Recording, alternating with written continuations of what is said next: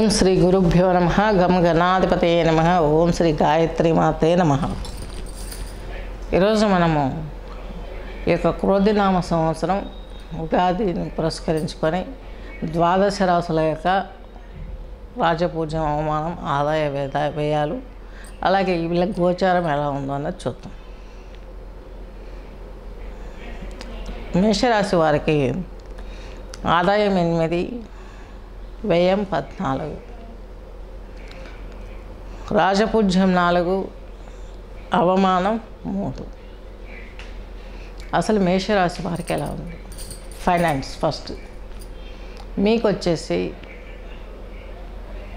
మీ యొక్క భాగ్యాధిపతి అలాగే వ్యయాధిపతి అయినటువంటి బృహస్పతి మే 1 వరకు కూడా మీ రాశిలోనే ఉంటారు. అనేక రకమైనటువంటి ఖర్చులు వస్తూ ఉంటాయి, పోతూ ఉంటాయి. డబ్బు చేతికి అందుతుంది, పోతుంది. ఆరోగ్యం కూడాను ఆరోగ్యంగా ఉన్నట్లే ఉంటారు. మీ ఆరోగ్యం లూజ్ అవుతుంది.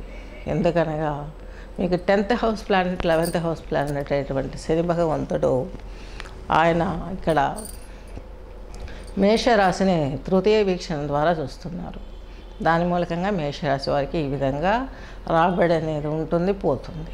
అలాగే నెక్స్ట్ ఈయన ఇక్కడి నుంచి 5th హౌస్ దృష్టితో సింహరాశిని చూస్తారు. మీ సంతానానికి సంబంధించినటువంటి ప్రాబ్లమ్స్ మీరు ఎక్కువ ఫేస్ చేసే అవకాశం ఉంది.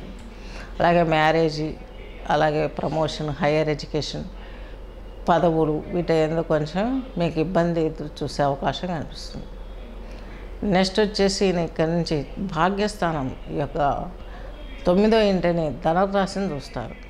ఇక్కడేంటి తీర్థయాత్రలు, ఏదైనా పోస్ట్ పోన్ కావడం, సవ్యంగా చేసుకోవడం, ఏదైనా దాయాదులకు సంబంధించినటువంటి ప్రాపర్టీస్ ఏవైనా ఉంటే ఈ ఇష్యూలతోటి కొంత తలనొప్పిగా మారటం, ఇవన్నీ చూస్తారు.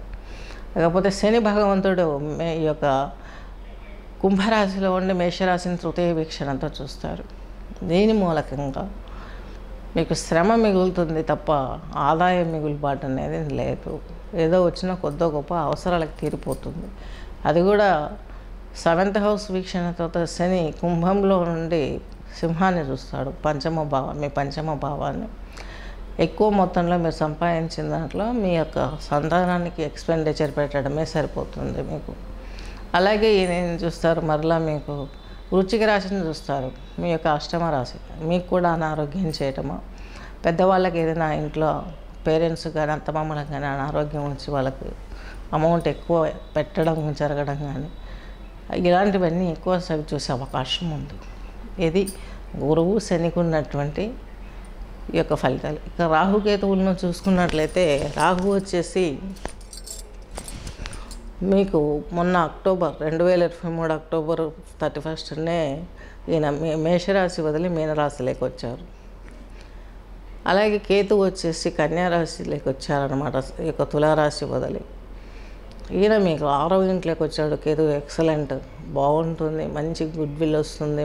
మీరు ఎన్నుకున్న ప్రొఫెషన్లో ఆదాయం లేకపోయినా అనుభవాన్ని అయితే సాధించుకోగలుగుతారు. ఇది మేషరాశి వారికి ఉన్నటువంటి ఈ యొక్క గోచారం సంవత్సరం. హెల్త్ మీ ఇంట్లో ఎల్డర్స్కి హెల్తా, మీకు హెల్తా, మీ సంతానానికి హెల్తా, అందరికీ హెల్తే ప్రాబ్లమ్స్ ఎక్కువ చూపిస్తుంది. వచ్చిన ఆదాయము ఇలా ఖర్చు అవుతుంది. బ్యాలెన్సింగ్ అనేది ఉండదు. ఏదో ఒక రూపాయి వెనకేసేమనేది ఉండదు. టైట్ పొజిషన్లో ఇలా ఈ 3 స్థానాలలో ఇప్పుడు నేను ఏదేం చెప్పాను, పెద్దవాళ్ళకి, మీకు, హెల్త్, చిల్డ్రన్, దాయాదులు, ఇన్కమ్ సోర్స్ అనేది ఎక్కడి నుంచి వచ్చేస్తుందో ఆ ఇన్కానికి తగ్గ ఆ ప్రాపర్ పాయింట్స్ను శని కవర్ చేశాడు, స్తంభింపజేస్తాడు. ఉద్యోగం చేయాలనుకునే వారికి, ఎగ్జామ్స్ రాసి ప్రమోషన్స్ కొట్టాలనుకునే వారికి, వీరందరికీ కూడాను ఆయన ఈ సంవత్సరం బ్యాలెన్స్ తప్పిస్తాడు. 2024 స్టార్ట్ అయిందంటేనే శని న్యూమరాలజీ ప్రకారం ఆయన 8th సంఖ్య కాబట్టి ఆయన ప్రభావం అధికంగా ఉంటుంది. అదే కాకుండా మేషరాశిని చూస్తున్నాడు. దాంట్లో గురువు వెళ్ళిపోయిన తర్వాత కూడా గురువు ఉన్నప్పటికీ కూడాను గురువు వెళ్ళగానే ఇంకా యుద్ధాలు ఎక్కువైపోతాయి. దీనికి రీజన్ ఏంటి? ఈ యొక్క ఉత్తరాభాద్ర నక్షత్రంలో శని యొక్క రాహు ప్రవేశిస్తాడు. శతభిషం నక్షత్రంలో ఈ యొక్క రాహు నక్షత్రంలో శని ఉంటాడు.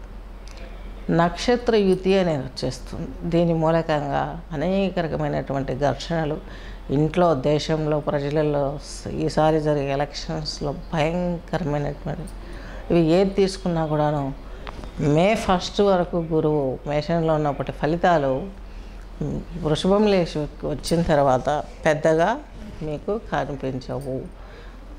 మేషంలో మీ రాశిలో ఉన్నాడు, మంచి ఫలితాలను ఇచ్చాడు అనుకుంటే అంతంత మాత్రం ఎదురు చూపులు ఇచ్చిన మరలా రెండవ ఇంట్లోకి వెళ్ళేసరికి కొంత ఊరట. మే 1 నుంచి బృహస్పతి ఉన్నాడు కాబట్టి కొంత ఊరట. అది ఎక్కడ, ఆయన అక్కడి నుంచి పంచమ వీక్షణ చూస్తాడు. వృషభం నుంచి కన్యారాశిని పంచమ వీక్షణ చేస్తాడు కాబట్టి ఇక్కడ శత్రు రుణ రోగం అనేది కంప్లీట్ తీసివేయబడుతుంది. హెల్త్ పుంజుకుంటుంది, ఫైనాన్షియల్గా కొంత గ్రోత్ అవి చూస్తారు, పర్వాలేదు అనిపిస్తుంది.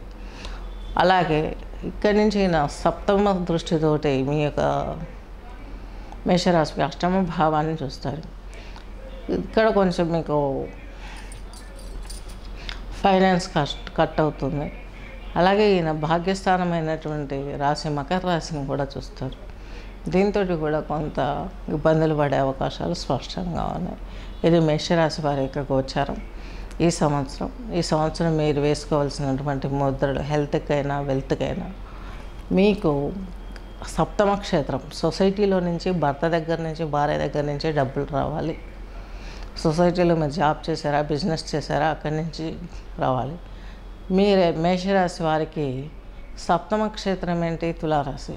తులారాశికి అధిపతి శుక్రునికి అధిదేవత శ్రీ మహాలక్ష్మి. ఈ ముద్ర పట్టాలి. కమలం ముద్రలో కూర్చొని లక్ష్మీ అష్టోత్తరాన్ని పెట్టుకొని వినాలి. ప్రతి ఒక్కరు కూడాను వైభవ లక్ష్మి నోము నోచుకోవాలి. ఫైనాన్షియల్గా చాలా ప్రాబ్లమ్స్ వచ్చే అవకాశాలు ఉన్నాయి కాబట్టి ఈ ముద్రలో కూర్చొని లక్ష్మీ అష్టోత్తరం వినడం ఎంతో శ్రేయస్కరం. ఉద్యోగం లేని వాళ్ళకు ఉద్యోగం వస్తుంది. హెల్త్ పాయింట్ లేని వారికి గణపతి ఆరాధన చేసుకున్నట్లయితే మీకు 6వ ఇంట్లో యొక్క కేతువు కాబట్టి గణపతి అధిదేవత కాబట్టి కేతువుకి బుధవారం రోజు ఈ యొక్క వినాయకునికి పూజలు చేసుకున్నట్లయితే మీకు చక్కని ఫలితాలు వచ్చే అవకాశాలు స్పష్టంగా షో.